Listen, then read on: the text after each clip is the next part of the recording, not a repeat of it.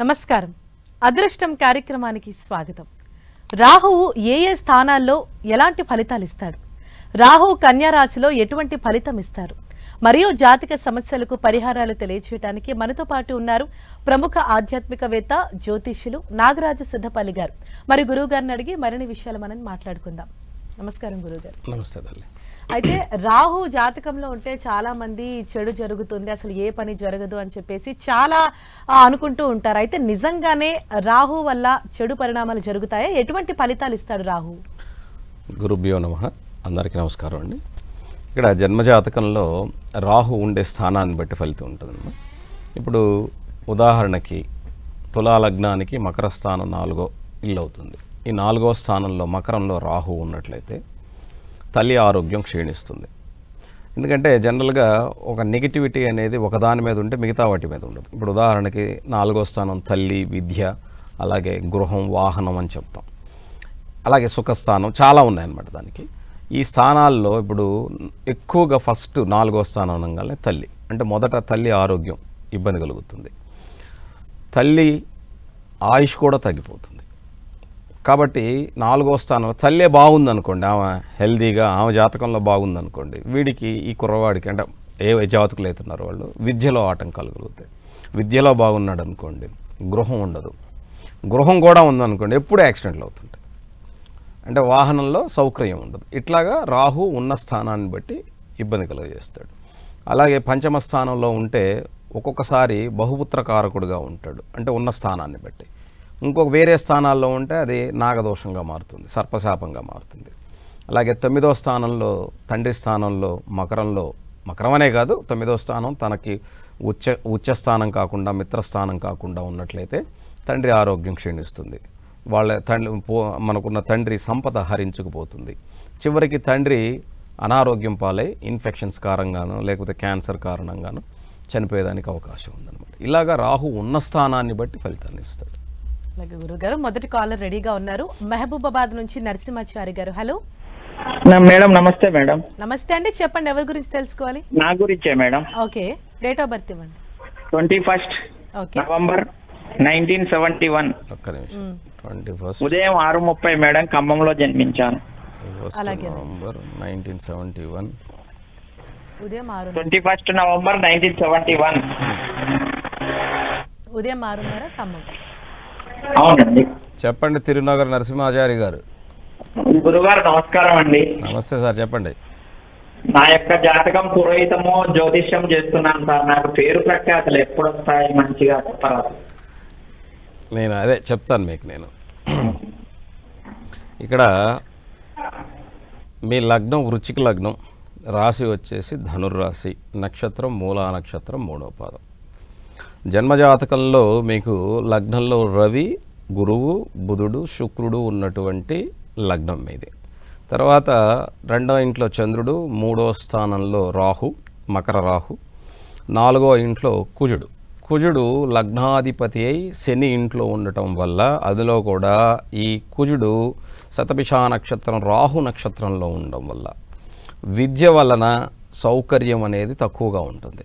కారణం ఏమంటే ఫైట్ చేయాల్సి వస్తుంది. కుజుడు రాహు నక్షత్రంలో ఉన్నప్పుడు ఏమవుతుంది, రాహు కుజుడికి వ్యతిరేకం, మీ అందరికీ తెలుసు, మీకు తెలియదేం కాదు. కాబట్టి ఇది ఇబ్బంది కలుగజేస్తుంది. అలాగే ఇక్కడ విద్యాస్థానాధిపతి సప్తమంలో ఉన్నప్పటికీ అది వక్రించి కృతికా నక్షత్రంలో సూర్యుడి యొక్క నక్షత్రంలో ఉంది. ఇక్కడ విద్యాస్థానాధిపతి శత్రు నక్షత్రంలో ఉన్నాడు.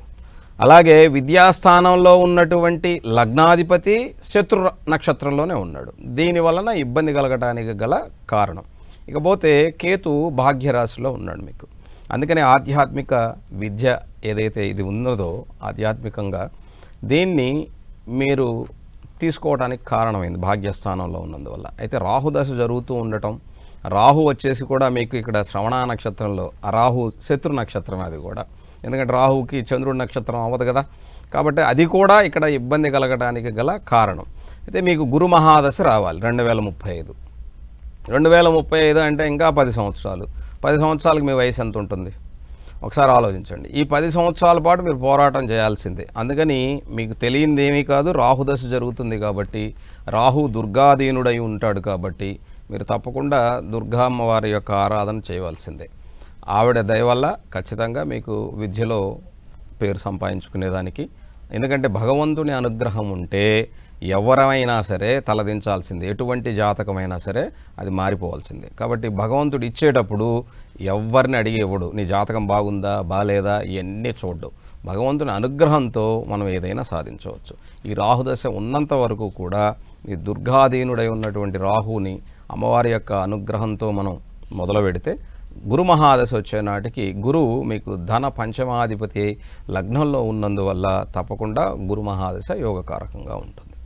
అలాగేనండి, మరో కాల్ ఉన్నారు హైదరాబాద్ నుంచి కృష్ణకుమార్ గారు. హలో సార్ నమస్తే సార్. నమస్తే అండి, చెప్పండి ఎవరి గురించి తెలుసుకోవాలి? నా గురించి, నా జన్మనామం విశ్వనాథ్ మేడం. ఓకే అండి. నాది రోహిణి నక్షత్రం, వృషభ రాశి. మీ డేట్ ఆఫ్ బర్త్ చెప్పండి. డేట్ ఆఫ్ బర్త్ వచ్చి మేడం మే 1969. మే డేట్ ఏంటండి? అదే అక్కడే సార్. నాకు వచ్చే ప్రాబ్లం ఎక్కడ ఉంది అయితే, ఆయన జన్మపత్రిక రాసేటప్పుడు జన్మపత్రిక రాసేటప్పుడు ఆ డేట్ మీద కొంచెం ఇంకు అది ఎక్కువ పడ్డది. అది ఆ డేట్ దగ్గర ఒక కన్ఫ్యూజ్, కానీ మిగతా మొత్తం కరెక్టే ఉంది మేడం. రోహిణి నక్షత్రం, వృషభ రాశి. ఇప్పుడు మే నెలలో ఇప్పుడు సార్ నేను లైవ్ లో ఇప్పుడు జన్మనామం కాదు. ఇప్పుడు ఒక విషయం, ఇప్పుడు మే నెలలో నేను ఇప్పుడు వచ్చేసి 1969 ఎన్ని గంటలకి అన్నారు? సాయంత్రం 6:09. 6:09. ఏ ఊర్లో పుట్టినారు మీరు? మంచిర్యాల, ఆదిలాబాద్ జిల్లా మంచిర్యాల. అవును సార్. ఒక్క నిమిషం ఉండండి లైన్లో. ఇక్కడ మీది రోహిణి నక్షత్రం అని చెప్పారు. అప్పుడు ఏమవుతుందంటే రోహిణి నక్షత్రం వచ్చేదానికి మే నెల, ఒక్క నిమిషం, ఎందుకంటే ఇక్కడ డిస్కస్ చేయడానికి సార్ ఇది ఏమవుతుందంటే మీ అందరికీ ఇక్కడ లైవ్లో టైం సరిపోదు, దానికి మీరు అందుకనే కరెక్ట్గా చూసుకోవాలి. ఇక్కడ నేను చూసుకుంటూ కూర్చున్నానంటే మిగతా వాళ్ళ టైం అయిపోతుంది. 18వ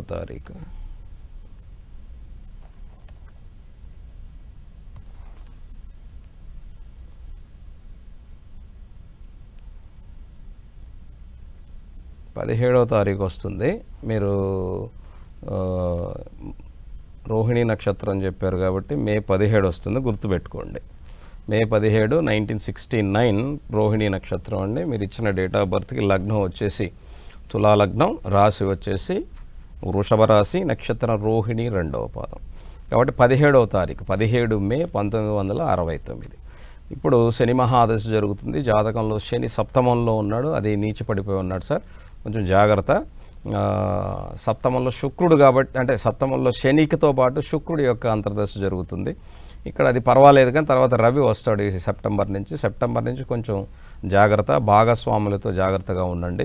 కుజుడు స్వస్థానంలో ఉన్నప్పటికీ సప్తమాధిపతి, కుటుంబాధిపతి, అది వక్రించి ఉన్నందువల్ల శుభగ్రహ దృష్టి లేనందువల్ల అది దోషంగా ఉంటుంది. దానివల్ల భాగస్వాములతో జాగ్రత్తగా ఉండండి.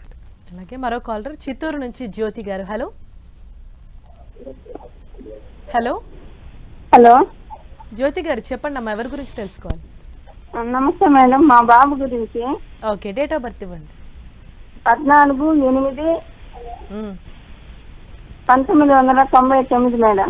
ఓకే, టైం అండి? ఉదయం 11 గంటలకు మేడం, చిత్తూరులో పుట్టాడు. ఓకే, అలాగే. ఏం తెలుసుకోవాలమ్మా జ్యోతి గారు అబ్బాయి గురించి? నమస్తే సార్. నమస్తే తల్లి. బాబు ఉద్యోగం విషయము, అలాగే అతని వివాహము, అతను బాగా ఉంటాడా ఎట్లా ఏమి సార్? ఇక్కడ లగ్నం వచ్చేసమ్మా మీ అబ్బాయిది తులా లగ్నం, రాశి వచ్చేసి కన్యా రాశి, ఉత్తరా నక్షత్రం 2వ పాదం. జన్మజాతకంలో లగ్నంలో కుజుడు ఉండటం వల్ల, తులా లగ్నమై ఉండటం వల్ల వానికి వానే శత్రువు. ఆ కుర్రవాడు ఎవరి మాట విండనమాట, మొండిగా పట్టుదలగా వాడి మనసులో వాడి లోకంలో వాడు ఉంటాడు. తర్వాత వృత్తికి సంబంధించినంత వరకు రవి బుధ రాహువులు ఉండటం, పరివర్తన యోగం చెంది ఉండటం, మొదట్లో కొంచెం ఇబ్బంది కలిగిన తర్వాత తను ఒక 2 సంవత్సరాల పాటు ఇబ్బందులు అంటే 30 రావాలి, అతను సెటిల్ అవ్వాలంటే 30 రావాలి. ఈ లేకపోతే ఇబ్బంది పడతాడు, ఎందుకంటే జరిగే దశాంతర దశలు అలా ఉన్నాయి. 29, 30 వస్తే కానీ మనవాడు దారిలోకి రాడు. ఇక సప్తమ స్థానంలో 2 గ్రహాలు ఉన్నందువల్ల, అందులో గురువు ఉన్నప్పటికీ నీచిపడిపోయినటువంటి శని ఉన్నందువల్ల ఆయన ఎవరినైనా వివాహం చేసుకోవాలనుకున్నా అది జరిగినా దానివల్ల ఇబ్బంది కలుగుతుంది. కాబట్టి అదేదన్నా ఉండి అది స్నేహంగా విడిపోయి ఉంటే అది సంతోషం, లేకపోతే అది చివరికి వేరే రూపం దాల్చి మరలా విడిపోయి ఇంకో పెళ్లి జరిగేదానికి అవకాశం ఉంటుంది. కాబట్టి దీన్ని కొంచెం మీ వాడిని ఆలోచించుకోమనండి. ఎందుకంటే అతని యొక్క మనసు అతనికే శత్రువు. అందుకని ఇక్కడ జాతకాలని చెప్పేటప్పుడు కూడా బుద్ధికారకుడైనటువంటి బుధుడు మనసుకి శత్రువు అయిపోతాడు. కాబట్టి మనసు మంచిగానే చెప్తుంది, కానీ బుద్ధి విని సావదనమాట. కాబట్టి దానివల్లనే బుద్ధికారకుడైనటువంటి బుధుడు చంద్రుడికి శత్రువు, చంద్రుడికి కాదు బుధుడికి చంద్రుడి శత్రువు అనమాట. కాబట్టి ఇక్కడ జాతకరీత్యా మీకు చెప్పేది ఏమిటంటే ఈ కుర్రవాడి జాతకరీత్యా బాగుండాలంటే 29 నుండి 30 వస్తాయి కానీ అతను సెటిల్ అవుతాడమ్మా. మరో కాల్ ఉన్నారు, చీర్యాల నుంచి శంకర్ గారు. Hello sir. నమస్తే సార్. నమస్తే నమస్తే గురుగారు అండి. నమస్తే అండి, చెప్పండి సార్. సార్ అమ్మాయి గురించి అండి. అమ్మాయి పేరు ఉమా రాజేశ్వరి అండి. ఓకే. 1997 జూలై 29 అండి. 29 జూలై 97. ఉదయం పూట ఉదయం 5:30 ఆ ప్రాంతం సార్. ఏ ఊర్లో పుట్టింది పాప? అమ్మాయి పొన్నూరులో పుట్టిందండి. బాపట్ల జిల్లా పొన్నూరులో పుట్టిందండి. ఓకే, చెప్పండి సార్. అమ్మాయికి పెళ్లి ఎప్పుడు అయిందనేది. అట్లాగే ఇక్కడ మీ పాప జన్మ లగ్నం మీరు ఇచ్చిన దానికి 29 జూలై 1997 ఉదయం 5:30 ప్రాంతం. లగ్నం కర్కాటక లగ్నం, రాశి వచ్చేసి ఇది వృషభ రాశి, కృతికా నక్షత్రం 4వ పాదం. జాతకంలో కుటుంబ స్థానంలో బుధ శుక్ర రాహులు, 3వ ఇంట్లో కుజుడు, సప్తమ గురువు వక్రించి ఉన్నటువంటిది. అలాగే జాతకంలో అష్టమంలో కేతు, 9వ ఇంట్లో శని, ఏకాదశ చంద్రుడు, లగ్నాధిపతి ఏకాదశంలో, లగ్నంలో రవి. ఇక్కడ రాహుదశ జరుగుతుంది సార్. రాహు 2వ ఇంట్లో ఉండటం కుటుంబ పరంగా కొంచెం ఇబ్బంది కలిగించినప్పటికీ శుక్రుడు జాతకంలో 2వ స్థానంలో కుటుంబ స్థానంలో ఉన్నాడు. గురువు సప్తమంలో మంచివాడే వక్రించి ఉన్నాడు, కానీ 6వ స్థానాధిపతి ఉండటం వల్ల కొంచెం ఆలస్యం అవడానికి కారణమవుతుంది. అంతే తప్ప మీరేమి కంగారు పడద్దు. నెక్స్ట్ ఇయర్ ఫిబ్రవరిలో, ఎందుకంటే జాతకానికి ఇప్పుడు గురుబలం ఉంది, నెక్స్ట్ ఇయర్ మాఘమాసంలో మీరు పెళ్లి చేస్తే సరిపోతుంది సార్. అలాగే గురుగారు, ఇప్పుడు రాహు కన్యా రాశిలో ఉన్నప్పుడు ఎటువంటి ఫలితాన్ని ఇస్తారు? ఇప్పుడు కన్యా రాశిలో జనరల్గా రాహుని స్వస్థానం అని చెప్తారు, అంటే కన్యా రాహు మంచివాడని చెప్తారు.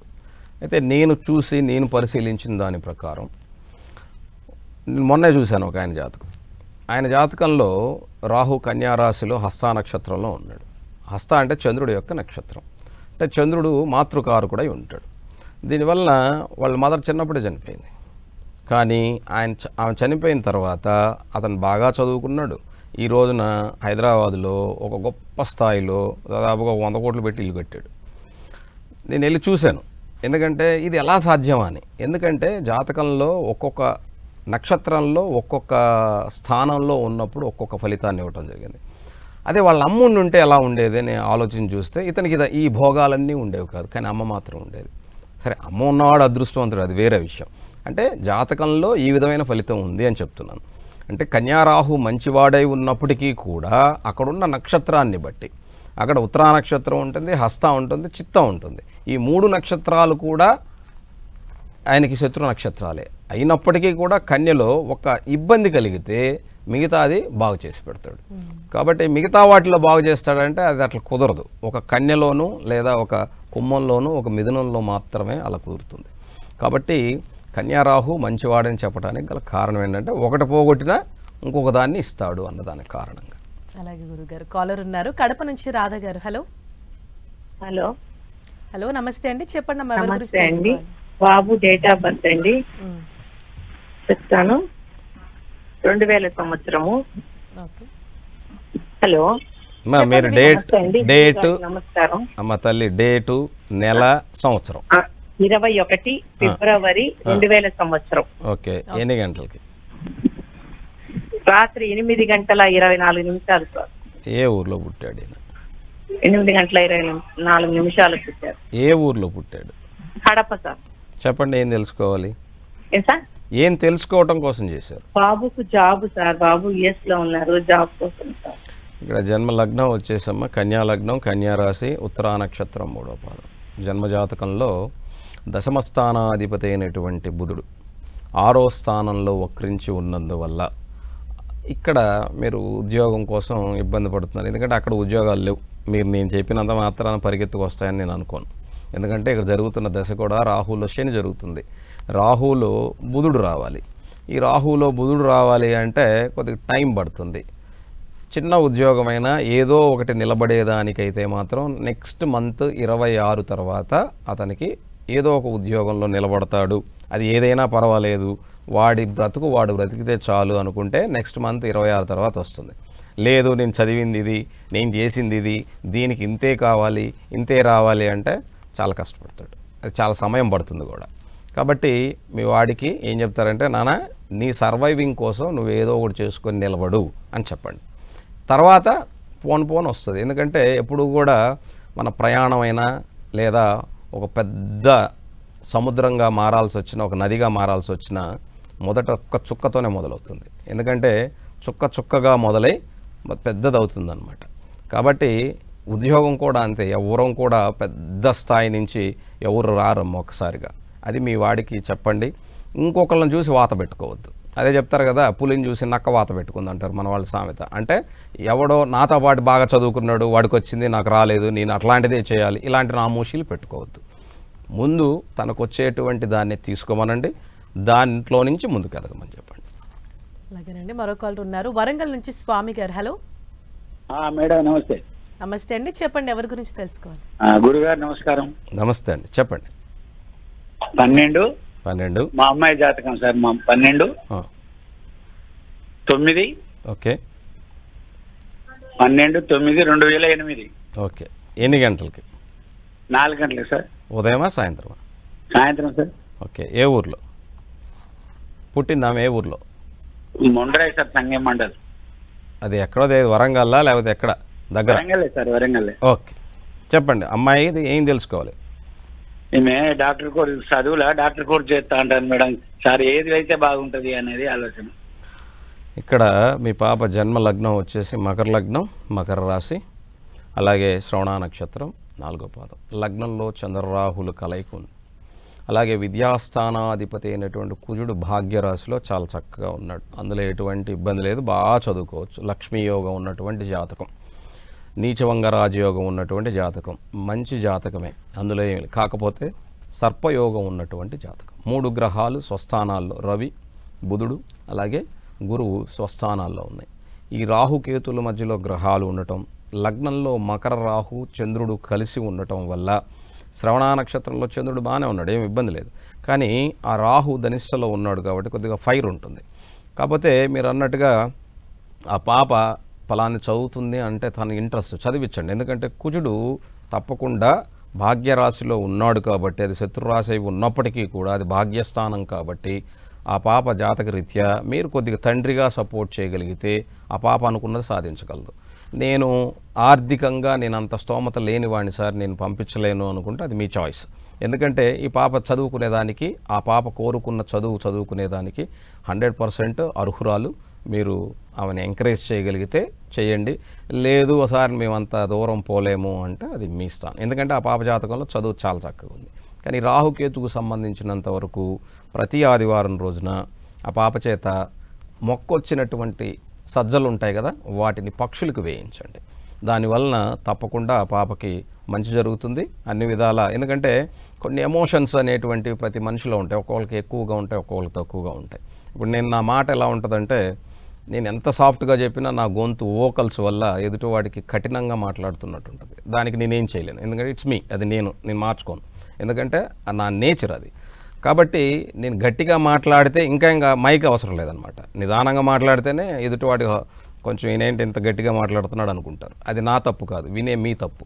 అట్లాగా ఈ పాప దాంట్లో కూడా రాహు చంద్రుడు కలిసి ఉన్నందువల్ల కొంచెం ఎమోషన్స్ ఉంటాయి. పాపం ఆ పాపని మీరు కొంచెం సపోర్ట్ చేయగలిగితే తప్పకుండా బాగా చదువుకుంటుంది. ఇంకొక విషయం, నా నంబర్ వేస్తున్నారు, ఇక్కడ కలవట్లేదని దయచేసి నాకు చేయకండి.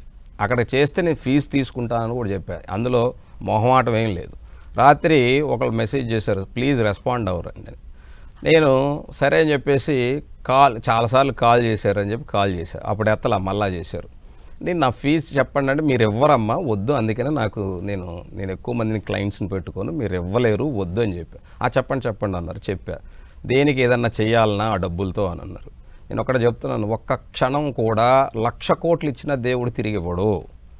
నాకున్న సమయాన్ని నేను ఎవరికి ఫ్రీగా ఇవ్వను. అందుకే చెప్తున్నాను, ఎందుకంటే నా రీసెర్చ్ ఏదో ఉంటుంది, నేనేదో చదువుకుంటాను, నా ఆనందంలో ఉంటాను, మెడిటేషన్ చేసుకుంటా, అది నా ఇష్టం. నా సమయాన్ని మీకు నచ్చిన దానికి ఇవ్వాల్సిన అవసరం లేదు. మీకు నచ్చితే వేసి మీ సమయం తీసుకొని మాట్లాడండి, తప్పేం లేదు. ఎందుకంటే ప్రతి ఒక్కరికి కూడా కాలం చాలా విలువైంది. ఇంకొక విషయం చెప్తున్నాను, జ్యోతిష్యం అనేది పర్సనల్. ఈ పర్సనల్గా ఉండేటువంటి దానికి మీరు అన్నిటికీ యాక్సెప్టబుల్గా మనసును పెట్టుకోగలిగితేనే మాట్లాడాలి. ఎందుకంటే ఒక డాక్టర్ దగ్గరికి వెళ్ళి జబ్బును దాచుకుంటే ప్రయోజనం ఉండదు. అలాగే నీ మానసిక స్థితిని మెరుగుపరుచుకోవాలి అంటే నువ్వు కరెక్ట్గా ఉండాలి. కాబట్టి దీన్ని గుర్తుపెట్టుకుంటే, ఎందుకంటే మనకు సమస్య వచ్చేది, ఇప్పుడు నాకు వచ్చిన సమస్య ఏంటంటే మాట అనేటువంటిది గట్టిగా ఉండటం. అలాగే ప్రతి మనిషి అందరికీ మాట్లాడటం వచ్చు రాదని చెప్పట్లేదు, కానీ ఎదుటి వాళ్ళని హర్ట్ అవ్వకుండా మాట్లాడాలంటారు. అది మనం ఏం చేయలేము దానికి. ఇప్పుడు దయచేసి గుర్తుపెట్టుకోండి, మీరు ఇక్కడ కాల్ చేయండి, నేను ఖచ్చితంగా మీ అందరికీ కూడా నా దగ్గరకు వచ్చేయండి, మీ జీవితాలు బాగు చేసేస్తాను, ఇక్కడ రెమెడీ చెప్పను, అట్లాంటివి నేను చేయను. ఉన్నది ఉన్నట్టుగా చెప్తాను. నచ్చితే ఇంకా డీటెయిల్గా కావాలి అంటే నా ఫీజు ఇచ్చి చెప్పించుకోండి. కాబట్టి అంతే తప్ప నేను అందరికి ఫ్రీగా చెప్పుకుంటా పోతే నాకెవరు అన్నం పెడతారు. కాబట్టి దయచేసి మరలా చెప్తున్నా, నాకు కాల్ చేయకండి. కాల్ చేస్తే ఫీజు తీసుకుంటా, అందులో సందేహమే లేదు. ఇక మరో కాల్ ఉన్నారు, తిరుపతి నుంచి శివాని గారు. హలో హలో నమస్తే అండి, చెప్పండి. నమస్తే అండి, మా బాబు గురించి మాట్లాడాలండి. ఓకే. 12వ తేదీ 10వ నెల 1996 అండి. ఓకే. నాగసాయి ప్రసాద్, జాబ్ కోసం మేడం. ఎన్ని గంటలకు ఏ టైంకి పుట్టారు? నైట్ 11:30, 12 మధ్యలో ఉన్నారు. ఓకే.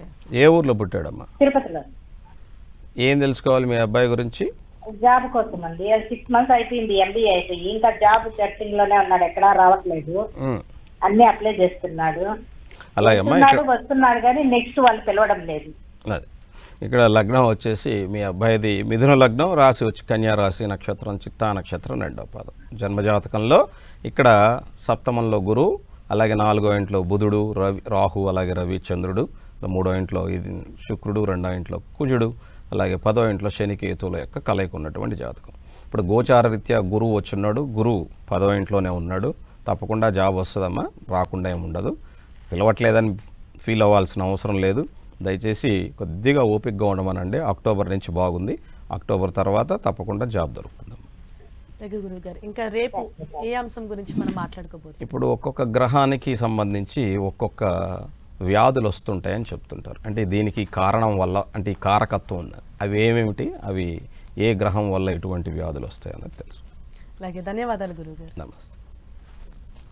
ఇది వాళ్ళ అదృష్టం కార్యక్రమం. చూస్తూనే ఉండండి 10 TV. నమస్తే.